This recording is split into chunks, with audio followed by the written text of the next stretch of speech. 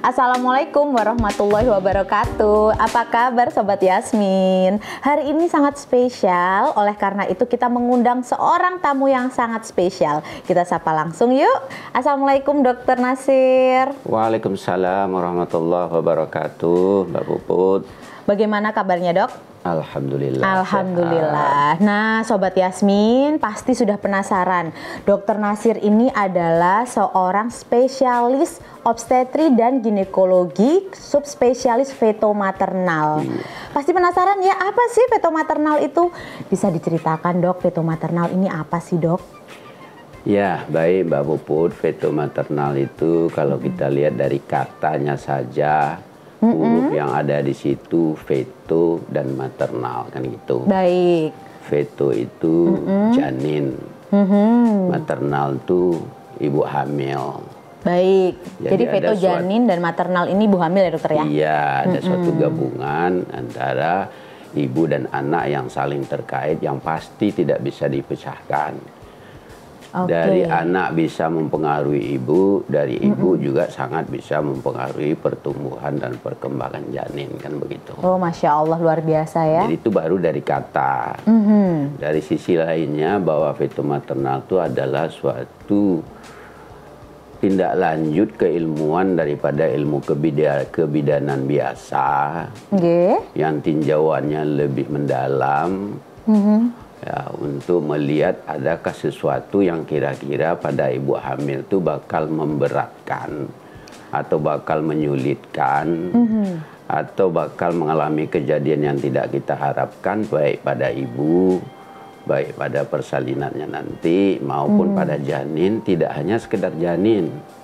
Bagi janin itu kalau ada gangguan semasa hamil nanti akan dibawa seumur-umur. Oh ya Allah, betul sekali Maka dokter. itu sekarang itu kan ada program yang namanya program 1000 hari kehidupan pertama. Betul. Nah, jadi bagaimana kita memprogram suatu kehamilan itu, khususnya memprogram janinnya, supaya masa depannya betul-betul menjadi generasi yang sehat dan berkualitas. Wah, sehingga bisa bersaing, gitu ya. Betul. Ya, supaya Indonesia bisa bersaing lah ke tingkat dunia, kan begitu. Betul, karena anak-anak kita itu kan akan melanjutkan generasi berikutnya ya dokter ya. Itu. Lalu dokter, yang saya belum paham ini, apakah beda antara seorang subspesialis feto maternal dengan dokter kandungan general dokter? Baik Mbak Puput, seperti kita jelaskan tadi bahwa ilmu kebidanan itu makin hari makin berkembang. Zaman dahulu itu kebidanan itu cukup dengan seorang bidan, kan begitu? Iya, betul. Dan orientasinya pada waktu itu cukup dengan pendampingan melahirkan. Bagaimana supaya tidak terjadi kesulitan melahirkan, zaman dulu seperti itu. Lalu berkembang sampai kepada pendidikan dokter umum. Bukan berarti dokter umum tidak mengerti masalah ibu hamil, tapi berkembang lebih jauh. Nah, lebih itu buka lagi spesialis, berkembang lagi lebih jauh kan, SPOG namanya, spesialis kandungan dan kebidanan gitu. Betul. Mengkaji lebih jauh lagi tentang tidak hanya berkonsentrasi pada persalinan, tapi bagaimana sebuah kehamilan itu disiapkan mulai dari konsepsi sampai kepada dia melahirkan sehat ibu dan sehat bayi, kan gitu. Iya, betul dokter. Nah, tetapi feto maternal lebih jauh lagi kajiannya. Oh wow. Lebih jauh seperti apa itu dokter? Iya, bagaimana kita dari awal kalau bisa itu sebelum hamil itu sudah dipersiapkan dengan baik, sehingga pada saat hamil itu hal-hal yang bisa menyebabkan gangguan pertumbuhan janin, yang menyebabkan penyakit-penyakit ibu menjadi muncul bahkan atau relapse istilahnya ya, dengan penyakit yang sudah ada menjadi lebih parah atau muncul baru karena kehamilannya, itu bisa dikaji lebih jauh, bisa dihindari sehingga waktu hamil itu betul-betul sehat lah dalam arti luar dalam ini, baik psikologis maupun fisik ya. Betul sekali dokter. Habis itu kita kaji lebih jauh lagi, mulai dari itu selama kehamilan betul-betul diprediksi, betul-betul dipantau. Kalau terjadi lalu ditindaklanjuti, bisa ditangani dengan baik sampai kepada persalinan. Kita rancang jauh-jauh hari bagaimana seseorang itu tidak mengalami kesulitan persalinan. dengan segala macam bahayanya dengan itu. resiko yang ada ya dokter Iya, ya. dengan perdarahan segala macam. Sesudah itu sampai kita pantau masa nifasnya dengan baik, kita kaji hal-hal yang berpotensi sampai kepada nanti 3 bulan paling tidak setelah melahirkan. Mohon maaf, sampai 3 bulan setelah melahirkan itu sekurang-kurangnya. Karena nanti ada penyakit-penyakit pada ibu yang kalau tidak ditangani dengan baik, nanti setelah melahirkan justru menjadi menetap. Misalnya gitu ya. Apa itu dokter? Ada diabetes selama kehamilan. Nah betul dok. Nah muncul awalnya mungkin pada saat hamil itu. Oh gitu iya, ini DM gestasional begitu ya dokter ya? Gestasional. Tapi kalau tidak ditangani dengan baik, nanti setelah melahirkan tidak ditangani dengan baik, nanti dia akan menjadi diabetes yang sungguhan. Nah ini yang bahaya ya, akhirnya ke poli saya nih dok. Gitu ya. Pada ibu ya. Iya, pada betul. janin juga begitu. Maka sekarang ada satu program pemerintah itu antara lain yang semua orang sudah paham, yaitu mencegah stunting. Nah stunting ini di mana hulunya? Di kita itu. Kalau sudah ada gangguan di dalam, ada gangguan pertumbuhan, ya stunting itu tinggal hilirnya. Oh, jadi akibatnya ya dokter ya? Karena pada dasarnya janin itu terprogram. Iya dokter. Bahasa negatifnya kalau kita ingin anak kita tuh nanti kelak di masa dewasanya, di masa remajanya punya penyakit, gangguan metabolik, obesitas dan sebagainya, penyakit jantung dan sebagainya, darah tinggi dan sebagainya itu ternyata itu memang terprogram sewaktu hamil dan itu bisa dihindari. Oh, alhamdulillah. Nah, yang negatif itu dengan kajian-kajian faktor yang berpotensi ke arah situ. Maka tadi ibu tuh sebaiknya dipersiapkan sebelum hamil. Pada saat hamil betul-betul dikelola dengan baik, ya, lalu sehingga tidak terjadi kesulitan persalinan, sehingga lahir itu betul-betul dalam arti sehat. Ya, ibunya sehat, anaknya juga sehat, dan tidak hanya ukuran sehatnya waktu itu, tapi berlanjut. Iya, untuk jangka panjang untuk sampai jangka masa depan ya dokter ya. Sampai masa depan gitu. Jadi kalau boleh saya singkat tuh dok, sebenarnya untuk hamil, ibu ini bisa digambarkan seperti pabrik ya dokter ya. Iya. Dan untuk memproduksi seorang bayi yang sehat, pabriknya ini harus dikelola dengan baik, dipastikan kalau misalnya ada sesuatu harus diperbaiki dahulu, begitu ya dokter ya? Iya, dikenali, dikaji lebih dalam, kenapa sampai begitu, dikelola, sehingga dengan kelolaan yang baik, optimal, ya insya Allah. Ya, wow, sangat baik. Menarik ya. Jadi selama ini mungkin kita berpikir, hamil ya sudah, hamil saja gitu ya dokter ya. Tapi ternyata untuk bisa memiliki anak yang istilahnya ingin pintar, yang punya masa depan yang baik, keluarga yang terencana itu harus direncanakan mulai sekarang ya dokter ya. Lalu dok, sebenarnya menurut dokter Nasir, kapan sih waktu yang tepat untuk ke seorang feto maternal? Iya. Di negeri kita masih banyak keterbatasan. Kalau di luar negeri ya mungkin mereka tingkat pendidikan sudah tinggi, kemampuan ekonomi sudah tinggi, dan memang pendidikan dokternya juga sudah ke arah situ ya. Rata-rata di luar negeri hampir tidak ada lagi orang berhenti sekolah di tingkat objin umum ya, general begitu, tapi mereka melanjutkan lagi dan warga masyarakat itu otomatis sudah dia memilih yang tertinggi, yang terbaik secara keilmuan ya. Nah, tapi di Indonesia kita masih banyak kendala, sehingga di beberapa daerah juga feto maternal itu belum ada segala macam, sehingga dimaksimalkan sejawat-sejawat kita yang walaupun istilahnya belum konsultan, tetapi mereka kan sudah cukup mampu untuk disiapkan dari sisi tadi mengkaji, mengelola sebuah kehamilan sehingga berhasil baik. Memang kalau ingin lebih jauh lagi, apalagi kalau ada temuan-temuan. Alhamdulillah saya di Banyuwangi ini kebetulan teman-teman sejawat nih, kebetulan banyak yang adik-adik saya ya, adik-adik kelas istilahnya. Mereka alhamdulillah kalau mereka menemukan sesuatu, mereka konsultasi dengan saya, dan alhamdulillah dengan senang hati ya kita memberikan suatu masukan-masukan, baik dengan suatu keilmuan yang baru, atau mungkin kalau ada keraguan, dok ini saya kok ragu tentang ini misalnya, ya kita beri penjelasan.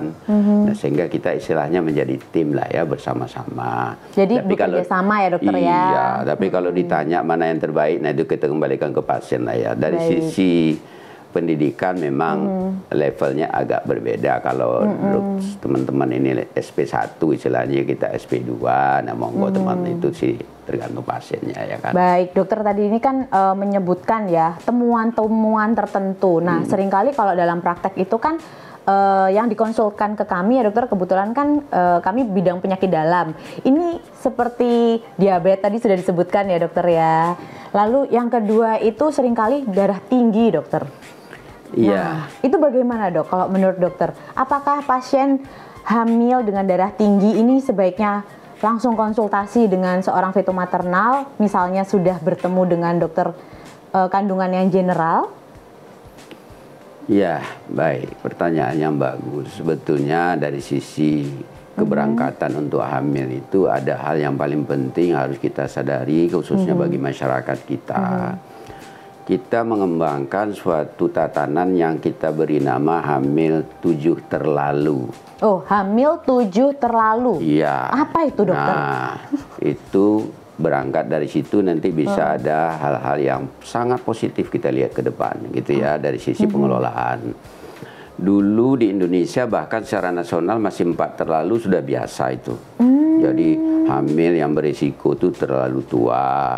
Yo iya, saya ingat dokter, fokus terlalu sekolah. muda, terlalu banyak anaknya, terlalu rapat jaraknya, gitu kan, dekat sekali sudah hamil lagi, belum 2 tahun sudah hamil lagi. Nah ternyata dari kajian-kajian sekarang bukan berarti itu tidak diperhatikan, bukan berarti itu tidak merupakan faktor risiko, tapi ada yang lebih jauh daripada itu yang lebih berbahaya dalam tanda petik kalau tidak dikelola. Satunya, jadi sudah 4 ditambah 3 ya, 7 terlalu kan? Betul. Nah, satu adalah hamil ketika berat badan ibu itu terlalu gemuk. Nah ini nih, sering terjadi ya ibu-ibu. Tapi kan, maaf dok, saya potong. Seringkali kan kalau misalnya berat badan kita rendah, itu kan memang naiknya drastis ya dokter, disarankan katanya sampai 20 kilo. Betul nggak sih dok? Iya. Hoax atau fakta dokter? Nah ini karena patut, saya merasakan dok. Ini patut kita jelaskan karena dari masyarakat kita sering berpikir gini, ini hamil, lalu kan ada 2 nih yang harus makan banyak, berat badan harus naik, harus berlebih. Bukan seperti itu sebetulnya dari kajian sekarang ya. Jadi kita kembali ke topik persoalan bahwa terlalu gemuk, terlalu kurus, terlalu jarak antara 2 kehamilan. Terlalu dekat ya dok ya, maksudnya? Iya, terlalu jarak. Terlalu jauh. Iya. Wah ini bahaya nih buat saya juga. Kok jadinya curhat ya dok ya? Itu kenapa dokter, coba diceritakan dok? Nah sekarang kalau terlalu gemuk ya, terlalu gemuk itu dari gemuknya saja sudah tidak sehat. Jadi kalau berangkatnya sudah tidak sehat, nah bagaimana nanti kehamilannya? Ya nanti diabetesnya, darah tingginya, semuanya itu muncul. Sindroma metabolik ya dokter ya? Sindroma metaboliknya. Jadi itu sudah tidak bagus, dengan nanti banyak macam komplikasi yang bakal terjadi. Kesulitan melahirkan, perdarahan. Itu masih di ibu ya dokter? Masih di ibu. Belum di bayinya ya dokter ya? Kalau terjadi sesuatu pada ibu pasti nanti berdampak pada janin. Nah itu dia ya. Karena janin ini kan terprogram. Gitu. Betul. Nah, kalau terlalu kurus gitu juga, orang ini bermasalah. Kalau bahasa awamnya di tengah-tengah kita kan dikenal dengan kurang gizi ya. Kurang gizi istilahnya bahasa awamnya gitu. Tapi selama ini kita jarang melihat kenapa sih orang ini kurang gizi kan gitu. Iya, betul. Nah, sehingga ada terjemahan begini, kurang gizi, kurang makan, apa betul? Ya enggak lah kan. Iya. Nah, tapi yang jelas orang kita ini apa yang dia makan, kenapa tidak jadi daging? Tapi jadi lemak dokter? Nah iyalah istilah bahasa awam. Oh iya. Bahasa awam dia makan tapi nggak jadi daging kan gitu, tetap kurus. Tetap kurus maksudnya. Itu maksudnya seperti itu. Bahasa orang sana seperti itu. Tetap kurus. Nah itu mesti dikaji. Iya. Bidang fetomaternal mesti dikaji, ada apa di balik itu. Nah, paling tidak orang kita ini kalau kurus berpikirlah satu, apa yang dia makan masuk ke usus, lalu di sana ada kompetitor. Apa itu dok kompetitor? Cacing misalnya kan. Oke, baik. Sehingga apa yang dimakan Anemia, itu yang dimakannya yang makan cacing gitu ya dok ya, bukan ibunya ya. Iya, itu masih sering ya dokter ya di Iya, Indonesia. soal angkanya nanti lah, kalau di pelosok pasti masih ada. Tapi ini alur pikirnya seperti itu. Sehingga yang namanya ANC terpadu itu seperti itu mestinya kan gitu ya. Lalu kurus itu karena berpikiran. Oh iya, jadi merasa. Iya. Oh kalau kurus, padahal tidak ya dokter ya. Orang kurus tuh kan berpikiran. Iya. Jadi istilahnya kalau disuruh makan tuh agak susah, karena dia kata orang Sumatera itu makan terasa sekam, minum terasa duri. Kan gitu. Iya. Jadi seret gitu, dok? persoalannya begitu ruwetnya. Nah itu kalau berangkat hamil itu sangat tidak bagus.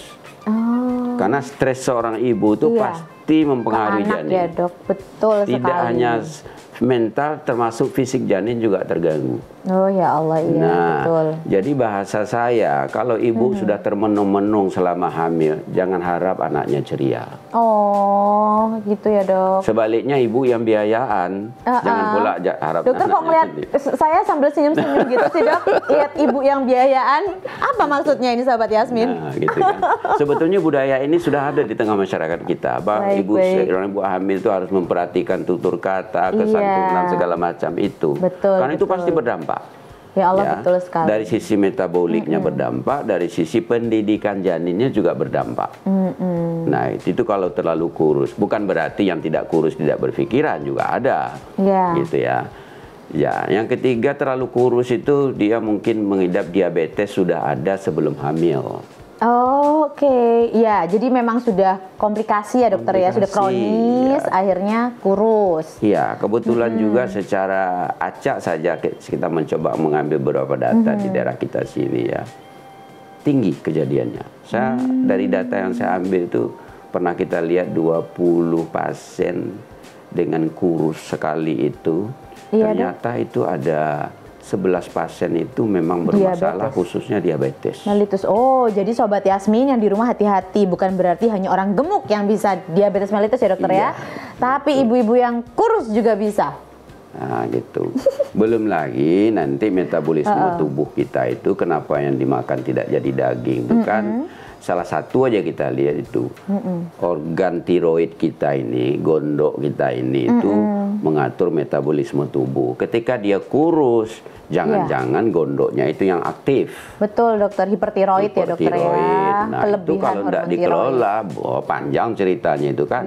Nanti berdampak pada kehamilan teman janin semua akan terjadi gitu. Itu contoh saja.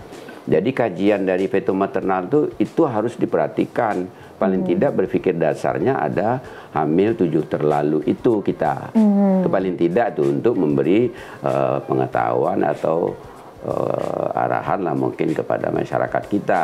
Nah alhamdulillah itu di dalam buku KIA saja itu sudah dimunculkan sekarang. Bahwa gitu ya, terlalu kurus itu merah. Baik. Terlalu gemuk merah. Merah juga. Iya gitu. Lalu satu lagi, terlalu jarak antara 2 kehamilan juga sudah dimunculkan di buku KIA. Cuma kenapa itu dokter? Tolong disebutkan dok, karena saya penasaran. Iya, ternyata teorinya mungkin tidak perlu kita sampaikan ya, tapi karena waktu juga segala macam. Kalau terlalu jarak antara 2 kehamilan tuh dari beberapa penelitian di atas 5 tahun jaraknya itu kejadian yang tadi disebut darah tinggi itu, preeklamsia itu, keracunan kehamilan itu 2 kali lipat. Subhanallah. Jadi kalau sudah situ misalnya anaknya sudah TK baru nak berpikir hamil lagi, siap-siaplah itu preeklamsia sudah di tangan. Astagfirullah. Nah itu kalau tidak dikelola dengan baik terjadi nanti. Begitu ya. Nah, kalau 10 tahun 3-4 kali lipat. Nah, di buku KIA itu sudah terseleksi. Di atas 10 tahun skornya kuning. Nanti ada tambah 1 lagi jadi merah. Risiko tinggi namanya. Oh, baik. Jadi inilah ya manfaatnya konsultasi dengan feto maternal. Jadi kalau misalnya saya boleh menyimpulkan ya dokter ya, sebenarnya sebelum kita hamil itu sebaiknya kita sudah konsultasi ke ahli feto maternal. Ya dokter ya? Iya, karena ilmu yang seperti ini baru kami dapat dokter. Iya. Oke, kalau begitu dokter, ini luar biasa ya. Bahkan penjelasannya dokter Nasir barusan sudah menjawab 2 pertanyaan saya yang lain. Iya. Nah dokter, saya tuh penasaran banget dok. Emang kenapa sih dok kalau misalnya kita itu kan USG ya dokter ya. Lalu ketahuan kelainan pada janin segera. Itu fungsinya apa dokter? Toh anaknya masih di perut ya dok ya. Melahirkannya masih lama. Memang fungsinya nanti apa ketahuan sekarang itu dok? Iya, nah itulah tadi istilahnya zaman dulu orang pokoknya bisa lahir saja. Alhamdulillah ada sampai operasi kan gitu kan. Iya betul sekali. Tapi sekarang kita menyiapkan generasi ke depan dengan baik. Yang namanya kecacatan itu termasuk pada pertumbuhan janin. Jadi kalau janin lahir sudah cacat, tidak diketahui semasa janin, semasa dalam kandungan, nanti terjadi keterlambatan. Misalnya ini, kita masih melihat di rumah sakit operasi dilakukan pada janin, pada bayi yang hidrosefalus misalnya, kepala besar tuh kan. Iya, betul. Tapi sudah terjadi kepala besar. Nah, itu dia. Itu kan telat. Betul sekali. Sudah tidak bisa ngapa-ngapain, matanya udah sipit gitu, disorot TV cuma terhantar tidur gitu kan. Itu telat. Telat, betul. Nah, padahal hal yang demikian itu bisa dideteksi semasa hamil. Oh, Kan jadi gitu. hidrosefalus itu bisa dideteksi saat hamil ya dokter ya? Semua hidrosefalus, apapun cacat Kelainan janin. jantung mungkin ya dok? Ya. Nah, itu bisa semua kita deteksi. Apakah ada kelainan ginjal, apakah kelainan itu sudah sampai kepada gagal ginjal, apakah ada lain, pokoknya insya Allah deh, secara fisik saja itu kita lihat semua, kan sekarang macam-macam kelainan tuh. Iya betul. Ada yang kelainan usus terburai lah di Banyuwangi ini, saya mohon maaf ya, kok agak lengkap saya dapatkan cacat Allahu janin Akbar. tuh ya. Cacat janin tuh. Subhanallah. Kira-kira faktornya apa sih dok kok di Banyuwangi? Nah itu. Ini bukan mistis ya, Sobat Yasmin. Mesti kita duduk bareng, maka saya menyampaikan pernah ke pimpinan, mungkin barangkali pernah saya sampaikan, ayo kita bentuk tim misalnya gitu ya, untuk kajian-kajian seperti itu, nanti bisa kita bergerak lebih jauh, nanti bisa melibatkan berbagai sudut pandang ya kan. Yang jelas penanganannya itu lebih cepat karena kita masih ada kendala ini. Saya sudah temukan cacat janin, tapi penanganan lebih jauhnya ini belum ada, kita secara duduk bareng untuk sementara ya. Solusinya belum ada. Solusi gitu. Nah ini kalau saya sih berharap sih ada tim begitu sehingga insya Allah bisa banyak hal yang bisa dibuat gitu kan. Amin. Itu karena memang nyatanya itu. Saya sudah bilang ini cacat ini nanti tunggu lahir. Setelah lahir ujung-ujungnya merujuk keluar telat dan sebagainya. Betul. Padahal kita sudah dapatkan. Itu fisik cukup lengkap. Kalau sumbing itu biasa, tapi kelainan jantung, kelainan ginjal, kena fisik yang lain, bahkan pernah kita dapatkan gagal ginjal janin, bahkan pernah kita dapatkan itu ada cairan di paru-paru janin, kita lakukan penyedotan. Nah, kalau kita intrauterin dokter, saat di dalam janin. Iya. Oh wow, saat di dalam perut ibu ya. Iya. Luar biasa. Nah, kalau kita ada tim misalnya kan lebih baik. Iya, betul sekali. Contoh yang kemarin kita dapatkan ada cairan di paru-paru janin. Kalau dibiarkan pasti paru-parunya tidak bisa tumbuh dengan baik, lahir sudah tidak ada harapan kalau itu. Tapi kalau kita ada usaha, kita keluarkan, insya Allah paru-parunya bisa berkembang dengan baik, jantungnya juga bisa berkembang dengan baik. Tapi ada cara yang lebih baik, kita pasang shunt istilahnya. Jadi dada janin itu ke cairan amnion, agak spesifik, tidak apa-apa ya? Iya, tidak apa-apa dokter. Nah, dengan senang hati ya, Sobat Yasmin ya. Nah, itu kan lebih baik sebetulnya. Nah, tapi karena tim kita belum ada, saya tidak mengeluh ini ya, mohon maaf nanti dikira mengeluh ya. Enggak dokter. Nah, ini sekedar pandangan. Coba kita pasang alat yang memang di atas itu bukan hanya sekedar menyedot, kan mungkin hasilnya lebih baik. Secara teori pasti lebih baik. Wow, luar biasa ya. Itu. Baik. Lah, Sobat Yasmin ini pasti di rumah penasaran gimana sih USG-nya seorang feto maternal. Saran saya adalah langsung ketemu Dokter Nasir, SPOG, konsultan feto maternal yang ada di Rumah Sakit Yasmin. Karena feto maternal ini sekalinya taruh proof beliau akan menceritakan semua organ anak kita. Jadi kalau penasaran langsung ketemu dokter ya. Iya, alhamdulillah begini. Gimana dok? Tadi itu kebetulan sih saya dianggap ya senior dari adik-adik saya SPOG yang lain ini. Alhamdulillah saya menerima banyak rujukan dari SPOG ini ketika mereka menduga saja. Menduga ada yang lebih detail memang sudah ketemu, tapi untuk memastikan ada kelainan ini saya lakukan. Alhamdulillah. Jadi tidak ada salahnya juga, bukan berarti nanti harus sekali ke saya, tidak demikian juga. Tapi nanti kalau ke SPOG sudah menemukan sesuatu, nah itu saya kembalikan kepada ibu-ibu hamil lah ya gitu. Nah untuk mendeteksi cacat itu dari awal kita sudah bisa, beberapa cacat itu dari awal sudah bisa kita duga atau kita sampaikan ya. Misalnya anak berpotensi atau sudah terjadi kelainan nanti kelak lahirnya dengan Down syndrome misalnya. Itu kehamilan kecil saja, kehamilan 9 sampai 11 minggu kita sudah bisa dapat deteksi.